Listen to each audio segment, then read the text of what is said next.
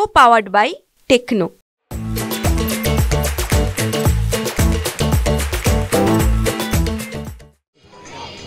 आज नवरात्रीची सुरुवात झाली।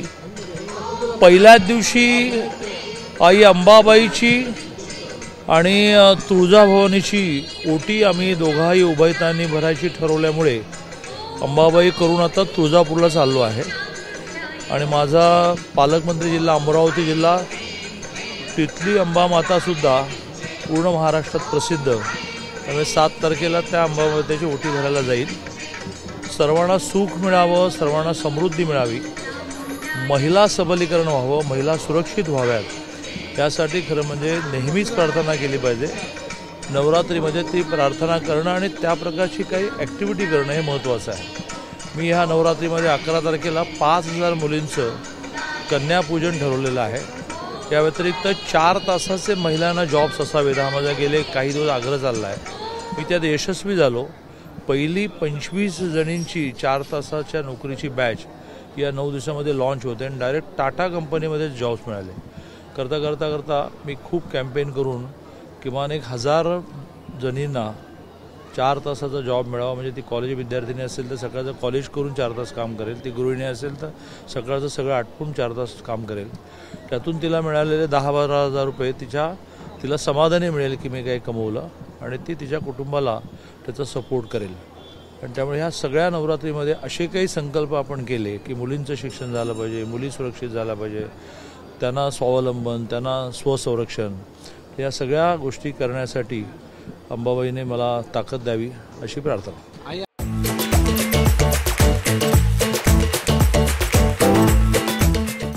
अंबाबाईकडे दादा कधी आपण काही मागत नाही, मात्र आज नेमकं काय साकडं घातले, कारण आगामी विधानसभा आहे, महायुतीसाठी काय साकडं घातले आहे?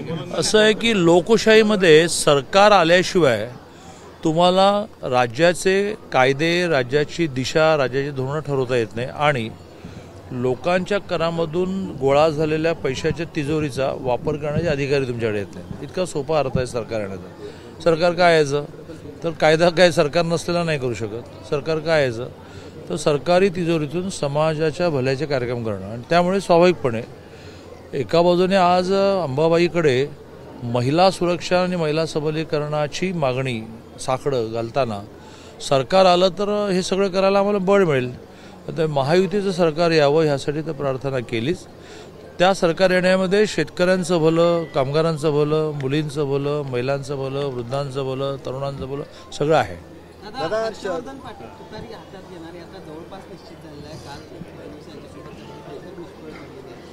राजकारणामध्ये निवडणूक लढवण्याची महत्त्वाकांक्षा हा जर आपली नाती, आपलं ध्येय याच्यावर गेला विषय, तर त्या माणसाने तो निर्णय करणं हे स्वाभाविक असतं। भारतीय जनता पार्टीत आम्ही असे वाढलो की बा आपल्यावर अन्याय झाला, आपल्याला तिकीट नाही मिळालं, आपल्याला मंत्रिपद नाही मिळालं, आपल्याला बाजूला टाकलं, तरी मूळ पक्ष नाही सोडायचं। नाराजी व्यक्त करत का होईना आपल्या पक्षात राहायचं। पण हे सगळ्यांनीच केलं पाहिजे असं नाही। हर्षवर्धन पाटलांसारख्यांचं वेगळं असू शकतं। आता ही माहिती तुमच्याकडून कळते, गेले महिन्यावर कळते आहे। हर्षवर्धनजी आणि मी खूप चांगले मित्र आहोत, आणि असा काही सिग्नल त्यांच्याकडून मला मिळालेलं नाही। राहुल गांधी कोल्हापूरच्या दौऱ्यावर असणार आहात, कोळी समाजासंदर्भात एक बैठक घेणार आहात असं समजतंय, मात्र शिवसेना ठाकरे गटाचे तिथले जे शरद कोळे आहेत त्यांनी इशारा दिलाय, जर ही बैठक तुम्ही 4 गोष्टीच्या आत घेतली तर आम्ही तुमच्या गाड्यांची तोडफोड करू किंवा तुम्हाला तिकडं बाहेर पडू देणार नाही। ठाकरेंच्या शिवसेनेला, उद्धवजींच्या शिवसेनेला असं काही म्हणायचं असेल तर मी नक्की ऐकेन ना, काय अडचण नाही। त्यांना काय म्हणायचं की आमचं म्हणणं ऐका। 4 भिंतीच्या आत मी कधी गुप्त बैठक करत नाही। मी मंदिरात बसूनच बैठक करतो, रेल्वे स्टेशनवर बसून फायली सह्या करतो। त्यामुळे तसं त्यांच्या नेत्यांच्या बाबतीत त्यांचा अनुभव असेल, माझा अनुभव असा नाही आहे। त्यामुळे मी एकदा प्रशासनाकडून समजून घेतो त्यांना काय हवं आहे। नाही आम्हाला बैठकीला बोलवू आपण, एखाद्या ती सरकारी बैठक असेल, बोलवता येत नसेल तर त्याच्या बैठकीच्या आधी त्यांचं ऐकू। हां, राहुल गांधी कोल्हापूर दौऱ्यावर चांगलं आहे, संविधान न्याय स्वागत आहे। हां, कशा पद्धतीने हा सगळा दौरा? असं आहे की कोणी कुठे जावं हा या लोकशाहीने दिलेला अधिकार आहे, पण कोणाच्या विरुद्ध निदर्शनं करावं हाही लोकशाहीने दिलेला अधिकार आहे। त्यामुळे एका बाजूने संविधान बदलणार भारतीय जनता पार्टी, नरेंद्रजी मोदी, असं नॅरेशन क्रिएट करून तुम्ही थोडंसं आम्हाला बॅकफूटला नेलं, झालं, तो विषय संपला. लोकांना लक्षात आलं की अरे ही दिशाभूल होती. पण तुम्ही तर जाऊन लंडनमध्ये ही प्रेस कॉन्फरन्स घेऊन मांडलं की माझं सरकार आलं तर मी आरक्षण रद्द करणार आहे. त्यामुळे इमिजिएट तर आम्ही त्यांच्याविरुद्ध खूप निदर्शनं केली. आम्ही कोल्हापूर जिल्ह्याच्या त्यांच्या प्रवासामध्ये सुद्धा जिथे जिथे शक्य आहे त्या ठिकाणी निषेध व्यक्त करू. आम्हाला त्यांचा काही कार्यक्रम उधळायचा नाही आहे, हा तो आमचा स्वभावही नाही आहे, पण आमचा विरोध तर आम्हाला व्यक्त करायला लागेल. त्यामुळे पोलीस प्रशासनालाही माझी सूचना आहे की तुम्हाला एकूण कायदा सुव्यवस्था म्हणून जे जे करायचं असेल ते करा, पण कोणाला डिटेन नका करू. हां, आमच्या बार मोदीजींपासून सगळ्यांसमोर निदर्शनं लोक करतात की नाही, त्यामुळे तो लोकशाहीतला अधिकार आहे. त्यामुळे राहुल गांधींना तुम्ही जे आरक्षण विरोधी स्टेटमेंट केलं त्याचा निषेध करण्याचा आम्हाला अधिकार आहे. त्यामुळे इथले नेते बंटी पाटील संयोजकांना मी असं म्हणेन की थोडं मन मोठं दाखवा आणि राहुल गांधींना म्हणा की तुम्ही जे म्हणालात त्याची देशात रिॲक्शन आहे त्याची माझ्या कोल्हापुरात पण आहे. समर्जित गाडगेंनी पक्षप्रवेश केला शरद पवारांच्या राष्ट्रवादीत. आता शिवाजीराव पाटील चंदगडमधून देखील त्यांच्या मी अगदी सुरुवातीलाच हर्षवर्धन पाटलांच्या निमित्ताने असं म्हटलं की राजकारणामध्ये निवडणूक लढवण्याची महत्त्वाकांक्षा ही तत्व, ध्येय, नाती याच्या वर आली की अशा प्रकारचे निर्णय होतात. अन्यथा भारतीय जनता पार्टीच्या परंपरेमध्ये असा किती अन्याय झाला तरी पक्षांतर्गत नाराजी व्यक्त करत पण तो कार्यकर्ता पक्ष सोडण्याचा आयुष्यात कधी विचार करत नाही. त्याची एक मोठी मालिका आहे.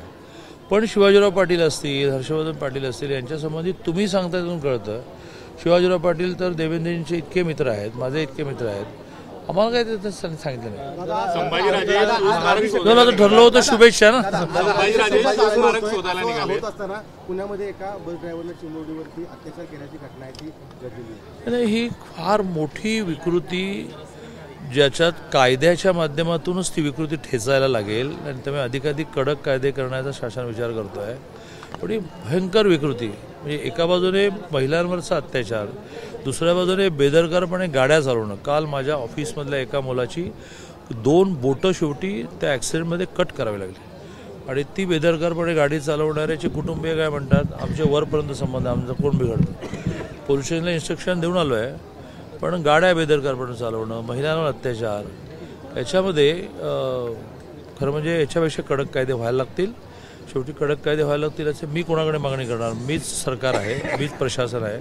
तर मी माझ्या मंत्रिमंडळाच्या बैठकीत आग्रह करेन की आपल्याला या विषयात खूप कठोर धोरणं अवलंबायला. शिवस्मारक शोधायला निघाले तर अरबी समुद्रातलं स्मारक झालं नाही असं म्हणत तुम्हाला घेरण्याचा प्रयत्न. असं आहे की संभाजी महाराजांच्या बद्दल राजे म्हणून आमच्या मनात आदरच आहे. मोठे राजे असू दे, संभाजीराजे असू दे, मालोजीराजे असू दे, भेटल्यानंतर आम्ही वाकून नमस्कारच करतो. पण संभाजीराजेंना आठवण करून देण्याची आवश्यकता आहे की याच्या आधीच्या कुठल्याच गव्हर्नमेंटने घोषणा करण्याव्यतिरिक्त काहीच केलं नव्हतं. देवेंद्रजीने सगळ्या परवानग्या आणल्या, डिझाईन तयार केलं, एस्टिमेट तयार केलं, टेंडर काढलं, टेंडर ओपन केलं, वर्क ऑर्डर निघाली, 25% काम झालं आणि स्टे आला. आता तो स्टे आला तर असं कसं कोर्ट स्टे देतं असं म्हणता येतं का? त्यामुळे ती केस एक्सपिडाईट होणं म्हणजे गतिमान होणं यासाठी प्रयत्न चालला आहे. पण तुमच्या सरकारने म्हणजे किंवा त्याला राजांना तुमचं नको म्हणूया, याच्या आधीच्या सरकारने त्याच्या परवानग्या काढणं, एस्टिमेट काढणं, टेंडर काढणं हे पण नाही केलं. मी PWD मिनिस्टर होतो, 25% काम झालेलं आहे. केवळ मोदीजींच्या हस्ते जलपूजन नाही झालं, 25% काम झालेलं आहे. मग ज्याने केस घातली आहे त्याला धरा, त्याला घेराव घाला, अरे काय तुझं म्हणणं आहे, आणि त्याला केस मागे घ्यायला 2 मिनिटात काम सुरू होईल. टेंडर लाईव्ह आहे, त्याच LNTला ते काम कंटिन्यू होईल. याचा अर्थ संभाजीराजे कुठतरी महाविकास आघाडीची बेटी म्हणून काम करायला लागले. नाही, असं म्हणण्याचा मला काही अधिकार नाही. मला तर लवकरात लवकर राजकीय जीवनानंतर पत्रकार व्हायचं आहे, कारण तुम्ही काही कोणाला म्हणू शकता आणि तुमचं कोणी काही करू शकत नाही. त्यामुळे तुम्ही संभाजीराजे आपले राजे आहेत त्यावर असा आरोप करणं मला नाही जमणार. पण वा बहुत बढिया, तुम्हाला तुम्ही ते म्हणू शकता.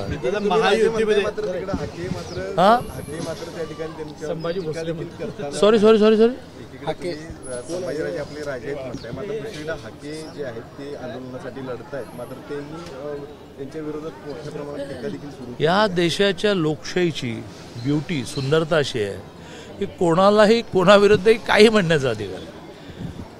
विचार केला पाहिजे की स्वातंत्र्य मिळालं त्याचा दुरुपयोग किती करायचा. जसं मी नेहमी गमतीने म्हणतो की एखाद्याचा रस्ता क्रॉस करताना त्याचा दोष असेल तर गाडीने उडवलं तर तो दोषी नसतो.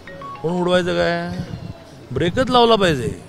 त्यामुळे स्वातंत्र्य दिलं काही बोलायचं म्हणून उचलली जीवन लावली टाळायला असं करू नये असं माझं म्हणणं आहे. पण आता स्वातंत्र्य इतकं वाढलं आहे, लोकशाही इतकी वाढली आहे की कोणी कोणाला बायको नवऱ्याला म्हणताना जरा सांभाळून विचार करते की बाबा याला चालेल की नाही. महायुती संदर्भात आता जागा वाटप तर होईलच, पण भाजपची एक्झॅक्ट फिगर किंवा तुमच्यामध्ये किती फिगर आहे, राज्यामध्ये किती ठिकाणी जागा? आमच्याकडे डिसिप्लिन इतकी मोठी आहे की ज्याला जे काम दिलं आहे ते त्याने करायचं. तसं आमच्याकडे देवेंद्रजींना एक हाती हे काम दिलं आहे. ते 2 पक्षांचे अजितदादा आणि एकनाथ शिंदे यांच्याशी चर्चा करतायत. त्या दरम्यान विचारणं म्हणजे त्यांनी सांगणं पण अपेक्षित नाही, पण आम्ही विचारण्याचं पण कष्ट घेत नाही. ते जेव्हा कळायचं तेव्हा कळेल. दादा, लोकसभेला दादांकडे खूप मोठी जबाबदारी नव्हती, पण आता दिसतंय की दादांनी खूप मोठी जबाबदारी. लोकसभेला माझ्याकडे जबाबदारी होती. आम्ही 3 लोकसभांचं एक क्लस्टर केलं होतं. त्याच्यामुळे माझ्याकडे बारामती, शिरूर आणि पुणे होतं. पुण्यामध्ये रिस्क घ्यायची नव्हती म्हणून मी जास्त वेळ दिला. नंतर मग देवेंद्रजीने आग्रह धरल्यामुळे मग मी कोल्हापूरच्या 2 जागा आणि सोलापूर जिल्ह्यामध्ये सोलापूर माडा यावर केलं. एखादा दिवस सातारा, सांगली केलं, म्हणजे काहीच सोडलं नाही. पण त्यावेळेला आम्ही शिस्त अशी ठरवली होती की प्रत्येकाने आपल्याला मिळाल्या 3 लोकसभांवर पहिला प्रयत्न करा. आताही माझ्याकडे पूर्ण पश्चिम महाराष्ट्राच्या 58 जागांचं काम मी काय आलेलं नाही आहे. एका बाजूने धनंजय मुंडे, कोल्हापूर, सांगली, सातारा, दक्षिण महाराष्ट्र. एका बाजूने केंद्रीय मंत्री मुरलीधरांना मोहोळ, पुणे शहर, पुणे जिल्हा आणि सोलापूर जिल्हा, शहर जिल्हा, असं दोघांनी त्या 58 जागा वाटून घेऊन कॉन्सन्ट्रेट करायचं आहे. मी त्या दोघांना मदत करायची आहे. कोथरूड विधानसभा मला लढायची आहे. ती कोथरूड विधानसभा लढता वेळ काढून ह्या दोघांना, ज्या दोघांनी आता निवडणूक नाही, एक राज्यसभा एक लोकसभा, ते मस्त मोकळे आहेत, तर त्यांना मी असं म्हणणार आहे की प्रवास करा, प्रवास केल्याशिवाय काही होणार नाही. त्यामुळे लोकसभेत आणि विधानसभेत काही फरक पडला नाही. महायुतीमध्ये भाजपच मोठा पक्ष म्हणून पुढे येणार आहे का? कारण 150 ते 160 जागा भाजप लढवेल. पण ते स्वाभाविक आहे ना. भारतीय जनता पार्टीच्या अपक्ष धरून 112 सिटिंग असताना आणि इतरांच्या 50 आणि 40 असताना स्वाभाविकच मिळणार ना. हे नॅचरल प्रिन्सिपल आहे, नैसर्गिक तत्व आहे. चला. को पावर्ड बाय टेक्नो.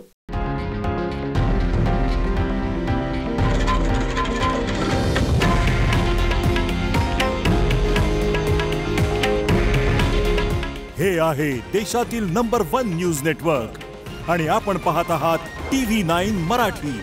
काळजी तुमची, हित महाराष्ट्राचं.